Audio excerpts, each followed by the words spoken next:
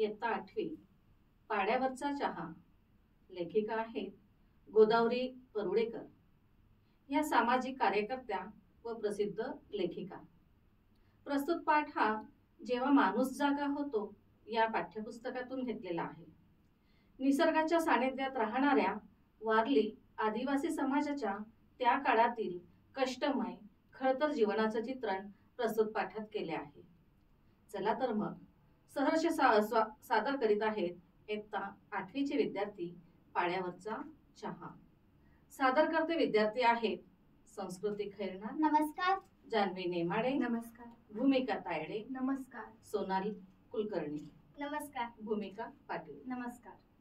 चला तर मग सादर करूया पाड्यावरचा चहा. 7, 8 किंवा 10-15 घोपट्यांचा समूह ज्या ठिकाणी असेल त्याला पाडा म्हणतात. असे 5-7 अगर जास्तीत जास्त 10 क्वचित 15 पाडे मिळून एक गाव होते. एक पाडा दुसऱ्या पाड्यापासून अर्धा मैल काही ठिकाणी 2-3 मैल अंतरावर वसलेला असतो. एका गावातल्या साऱ्या पाड्यांना भेट द्यायची म्हणजे 5-6 मैलांचा फेरफटका करावा लागतो. साधारण उंच वाट्यावर झाडांचा आश्रय घेऊन सावलीला हे पाडे वसलेले आहेत. अशा एका सालकरपाडा नावाच्या पाड्यावर आम्ही गेलो. तेथे कारव्यांच्या किंवा बांबूंच्या काठ्यांच्या भिंती करून त्या शेणा मातीने सारवून तयार केलेली खोपटी आमच्या स्वागतासाठी हजर होती. वारल्यांच्या घरांना लाकूड फार कमी वापरतात. मेढी, चौकटीची लाकडे व इतर 4-6 वासे. काही खोपट्यांना एवढेही लाकूड नसते. काही खोपटी इतकी ठिणगी असतात की आत जायचे म्हटले तरी वाकून जावे लागते. आमचा एक कार्यकर्ता लक्ष्मण सापट याचे घर असेच होते. मला नेहमी अगदी जपून आत बाहेर करावे लागे. बहुतेक घर एक दालनीच आहे, एकच दाल. कुठलाही कारव्यावर कामत्या मोडला की खिडकी तयार.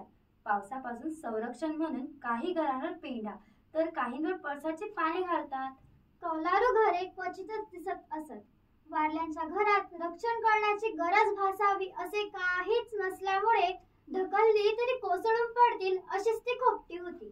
खोपट्यांच्या भोवताली सुमारे 6 ते 9 इंच उंचीचा कडेला दगड लावून केलेला सारवलेला ओटा असे. आम्ही एका ओट्यावर जाऊन बसलो. प्रत्येक खोपट्यांच्या पुढे बांबू व कामट्याची लहान टेबलासारखी माची केली होती. त्यावर पिण्याच्या पाण्याची मडकी होती. खोपट्यांच्या बाहेर लहान लहान खड्डे करून त्यात कोंबड्यांसाठी काही पाणी ओतून ठेवले होते. आम्ही काही वेळ बसलो तरी माणसांची चाहूल लागेना, कोणीही दिसेना. आम्ही तिथे कशाला गेलो होतो, आम्हाला काय हवे होते ते विचारायला सुद्धा कोणी येईना. पाखरांचा चिवचिवाट व कोंबड्यांचा पडपडाट सोडला तर सारा शुकशुकाट होता. थोड्या वेळाने आम्ही उठून आजूबाजूला फिरू लागलो. एका ठिकाणी केविलवाणी दिसणारी मुले बसलेली होती. त्यांना सांभाळण्यासाठी घरी राहिलेली 1-2 मुले तेथे शेजारी उभी होती. मुलांमुळे व कुत्र्यांच्या भुंकण्यामुळे तेथे मनुष्यवस्तीचा भास होत होता. मी काही खोपट्यात गेले. तेथे काय दृश्य दिसले. एका बाजूला 3 दगडांची चूल, चुलीवर बाहेर ढीगभर राख. सतत चुलीवर ठेवून राख बसलेले एखादे अल्युमिनियमचे पातेले, 1-2 मडकी, 1-2 तवल्या, एखाद्या मडकात तळाशी 4 भाताचे दाणे, शिंक्यावर एक आंबील भरलेले मडके, एक तवलीत एखादे हळकुंड, 1-2 कांदे, लसणीच्या पाकळ्या, विड्या वळणीसाठी आणलेली व कुडाला अडकवलेली आपट्याची पाने, 1-1.5 फूट लांबीचा एका बाजूने बंद असलेला बांबूच्या पेराचा तुकडा भिंतीच्या कारव्यांना अडकवलेला होता. त्यात म्हणजे तंबाखूची पाने किंवा तंबाखू ठेवत. हा बांबूचा तुकडा म्हणजे जंगलातील बळणीच होती. आम्ही खोपट्यात गेलो, बाहेर आलो. आम्हाला कोणीही हटकले नाही की तुम्ही कोण, येथे काय करता वगैरे काही विचारले नाही. ग्लानी येऊन निश्चित पडलेला माणसासारखा सारा पाडा निश्चित पडलेला होता. त्या खोपट्याची ती कडा, तेथे नांदणारे 18 विश्व दारिद्र्य, त्यातच भर म्हणून तेथील भयान भक्कास वातावरण, हे सारे पाहून मी थोडा घाबरलो. हा भयान निर्मनुष्य पाडा आता आपल्याला गिळून टाकणार की काय असे वाटू लागले. मन अगदी उदास झाले. एक प्रकारची हुरहुर वाटू लागली. मला वाटले आपण कुठल्या खाईत येऊन पडलो. पुढे काय होणार, आपल्याला माघार घ्यावी लागणार काय, आपल्याला हे झेपेल काय. आम्ही सुमारे 3 मैल चालत गेलो होतो. काहीच काम साधले नाही. तर उन्हातानातून परत तेवढीच रपेट करावी लागणार होती. मला चहाची फार सवय होती. पुन्हा संध्या स्टेशन गाठीपर्यंत घोटभर चहा सुद्धा मिळणे शक्य नव्हते. माझा जीव अगदी रडकुंडीला आला. ध्येयावरील निष्ठा व गरीब लोकांबद्दलची तळमळ अविचल असल्यामुळे मी स्वतःला सावरून घेऊ शकले. कोणीतरी वयस्कर माणूस केव्हा तरी भेटेलच. तेव्हा पाहू काय करायचे ते, असा विचार करून कॉम्रेड दळवींनी खजुरीच्या झाडाच्या थोड्या खजुऱ्या गोळा करून आणल्या होत्या. त्या चघळत एका ओट्यावर बसलो. हळूहळू गुरांच्या व बकरांच्या मागे गेलेल्या मुलांना आम्ही तिथे असल्याची बातमी समजली. बरीच मुलं आम्हाला बघण्यासाठी आमच्या भोवती जमा झाली. कोणी हातातल्या काठ्यांवर हनुवट्या ठेवून तर कोणी तशीच उभी राहून नुसती आमच्याकडे टकामका बघू लागली.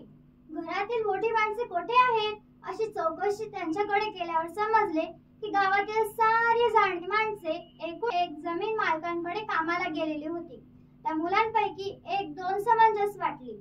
त्यांना आम्ही सांगितले, मोठ्या माणसांना जाऊन सांगा की टिटवाळ्याच्या सभेतील लोक आले आहेत. त्यांनी तुम्हाला बोलावले आहेत. त्यांना घेऊनच परत या. त्या मुलांनी आपापसात काहीतरी कुजबूज केली व ती मार्गाला लागली. ती आमचा निरोप पोहोचणार की काय करणार काहीच समजले नाही. त्यानंतर बाकीच्या मुलांपैकी बरीचशी पांगली व आम्ही त्यांच्या नजरकैदेतून सुटलो. बराच वेळ गेला तरी कोणी येण्याचे चिन्ह दिसेना. त्या भयान जागेत एक एक क्षण आम्हाला तासासारखा भासू लागला. ती मुले जी गेली होती ती कुठे गेली? कोणाला बोलवून आणणार का तशीच कुठेतरी निघून जाणार काहीच समजेना. मध्येच उठावे, पुन्हा बसावे, पुन्हा उठावे असे करत आम्ही तिथेच घुटमळत होतो. चहाची तलब जाणवू लागली. दुसरे काहीच करण्यासारखे नसल्यामुळे भूक व तहान तीव्रतेने भासू लागले. मला तर ब्रह्मांड आठवू लागले. मनातील कालवा कलवद पडून जणू विशेष काहीच नाही असे चेहरे करून कॉम्रेड दळवी व मी चिकाटीने वारल्यांच्या येण्याची वाट पाहत होतो. कंटाळून नाईलाजाने आम्ही परत जाण्याचा विचार करत होतो. तेवढ्यात आम्ही पाठवलेली मुले व त्यांच्या मागोमाग 2-3 वारली येताना दिसले. त्यांना येताना पाहिले तेव्हा माझ्या जीवात जीव आला. त्यांना लवकर येता नाही आले कारण मुकादम त्यांना कामावरून जाऊ देईनात. टिटवाळा परिषदेतील लोक आले आहेत हे कळल्यामुळेच मुकादमाची थोडी तंटा करून ते आले होते. त्यांच्या चेहऱ्यावर कोणतीच भावना दिसत नव्हती. ते अगदी निर्विकार दिसत होते. आमच्या जवळ आल्यावर त्यांनी त्यांच्या पद्धतीने म्हणजे डाव्या हाताच्या तळ्यावर उजव्या हाताचे कोपरे ठेवून तो नाकापर्यंत उभा धरून नमस्कार केला. आपापसात थोडे बोलले व गावच्या शाळेत म्हणजे कुडाच्या भिंती असलेल्या एका लांब चौकोनी झोपडीत आम्हाला घेऊन गेले. तेथे आमच्याशी काही बोलले नाही. आम्ही उभेच होतो. एकाने खोली झाडली तर दुसऱ्याने आमच्यासाठी हातरी टाकली. मी अगदी थकलेला होतो. कुडाला टेकून हातरीवर बसले. इतकत वारल्याने एक बाज आणली. मी झोपडी बाहेर झाडाखाली बाज टाकण्यास सांगितले. गावातील निदान प्रमुख मंडळींना बोलावून आणण्यास सांगितले. पण हे वारली लवकर जमणे शक्य नव्हते. सारे वारली जागोजाग वेठीला गेलेले होते. त्यांना वर्दी पोहोचून जमा होईपर्यंत दुपार होऊन जाईल असा अंदाज होता. जे 10-15 जण जमले होते ते हळूहळू कुडापाशी ओळीने बसले. मंडळी जमेपर्यंत काम होणार नाही हे त्यांना माहित होते. आमच्याशी काय बोलावे ते त्यांना सुचेना. सारे जण जमेपर्यंत वेळ कसा घालवावा हा आमच्या पुढेही प्रश्नच होता. कॉम्रेड दळवी व मी आपापसात बोलत होते. थोडा चहा मिळाला तर प्रयत्न करून पाहावा म्हणून मी त्यांच्यापैकी एकाला प्रश्न केला. दादू, थोडा चहा मिळेल का? काही सोय होईल का? चहाचे साधन त्यांच्याजवळ काहीच नव्हते. ते विचारात पडले. तेवढ्यात एक जण म्हणाला, बाई, जेवण करणं का? जेवण करणे चहा करण्यापेक्षा त्यांना सोपे होते. त्यांच्या बरोबर त्यांच्याच जेवणातले आम्हालाही चालेल वगैरे आम्ही त्यांना सांगितले. बाई, आम्ही गरीब माणसं, या जंगलात काय मिळणार? एवढे बोलून ते आपल्या कामाला लागले. मला वाटले चहा काही मिळणार नाही, जेवण मिळणार. पण त्यांनी जेवण व चहा दोन्हीच्या तयारीला सुरुवात केली. चहा करायचा म्हणजे त्यांच्या पुढे प्रश्न होता. त्यांच्याकडे साखर नव्हती. त्यांना जरूर लागत नसे. कोणाकडे चहाची पावडर नव्हती.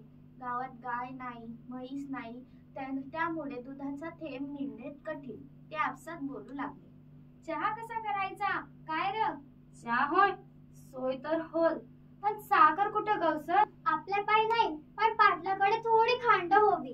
पाटलाकडे गोड मिळेल. पाटलाकडे गोड नाही हवा तर एक शिवराईचा आणू. बाई, तुला गोडाचा चहा चालेल का? त्याने एका पोराला बोलावून गुळ आणायला सांगितला.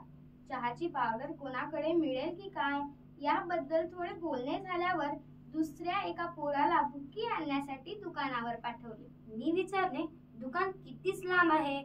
ते म्हणाले, जवळच आहे. पोरं 2 टांगात परत येईल. मागाहून आमच्या लक्षात आले की सुमारे 3 मैलांच्या परिसरात दुकान नव्हते. तेवढ्यात मी विचार केला, यांचा 2 टांगाचा अंदाज 3 मैलांचा आहे. तर चहा साखरेचे व्यंजन संपल्यावर त्यांना दुधाची आठवण झाली. दुधाची आठवण होणे हेच आश्चर्य होते. ते चहा घेतलाच तर बिगर दुधाचा घेत. दूध पिणे त्यांना माहीत नव्हते. काहींना तर दुधाचा चहाचे आवडत नसे. उलटी होईल, चहा करून प्यायचा हे त्यांच्या कधी स्वप्नात सुद्धा आले नसेल. त्यांची परिस्थितीच अशी होती की चहा आपल्यासाठी नाही हीच त्यांची दृढ भावना होती. आम्हाला बिगर दुधाचा चहा चालेल असे मी त्यांना सांगितले. गावातल्या बकऱ्या चरण्यासाठी गेल्या होत्या. बकरी व्यवसायाचे या शब्दात एखादी बकरी शोधून पकडून दूध काढून आणायचे हा सारा अर्थ सामावलेला होता बकरी व्यवसाय एवढ्या शब्दात. त्या पोराला सारे समजले व तो त्या कामासाठी निघून गेला. चहाची व्यवस्था झाल्यावर ते जेवणाच्या खटपटीला लागले. जेवण म्हणजे त्यांना ती खटपटच होती. सारी जमवाजमा होऊन चहा तयार होण्यास बराच वेळ लागणार होता. हे ओळखून मी शाळेच्या बाहेर झाडाखाली पाज्यावर जाऊन पडलो. कॉम्रेड दळवी झाडाखाली हातरी पसरून नेले. आम्ही दोघे अतिशय थकलो होतो. झाडाखाली गार वाऱ्याच्या झुळकीमुळे आम्हाला ताबडतोब झोप लागली. एका पळसाच्या पानावर गुळ, एकावर चहाच्या बुक्कीची पुडी, स्वच्छ पाण्याने भरलेले एक मडके, एक स्वच्छ घासलेला टोप, 3 दगड ठेवून पेटवलेली चूल, अशी जय्यत तयारी करून चहा करण्यासाठी वारल्यांनी आम्हाला उठवले. त्यांना वाटले त्यांनी केलेला चहा आम्हाला आवडणार नाही किंवा चालणार नाही. त्यांनी केलेला चहा आम्ही घेऊ असे सांगितल्यावर त्यांना बरे वाटले व एक प्रमुख वारली चहा करण्यासाठी चुली पुढे गेला. काही वारली त्यांच्या भोवती बसले. त्यांनी गडवट पातेले भरून पाणी चुलीवर ठेवले. त्यात होता तेवढा गुळ व चहाची भुक्की टाकली आणि दुधाची वाट पाहत ते बसले. सुमारे अर्ध्या तासाने एका पोराने पळसाच्या पाण्याच्या द्रोणात बकरीचे दूध आणले. तेही त्या पातेल्यात ओतून ते सारे गळगळत पाण्याला थोडा चहाचा रंग येईपर्यंत खडाखडा उकळले. सगळ्यांच्या अगोदर पाहुण्यांनी चहा घ्यावा म्हणून प्रथम 2 लहान लहान पितळ्यात चहा ओतला. वारल्यांना आम्ही आमच्या बरोबर चहा घेण्यास सांगितले. तेव्हा प्रत्येकाने एक पळसाचे पान घेऊन ते द्रोणासारखे वळवून हातात धरले. चहा करणाऱ्याने प्रत्येकाच्या द्रोणात घोट चहा ओतला. अशा प्रकारे आम्हा 10-15 माणसांची चहा पार्टी सर्वांच्या एकत्र येण्याने मोठ्या आनंदात पार पडली. धन्यवाद.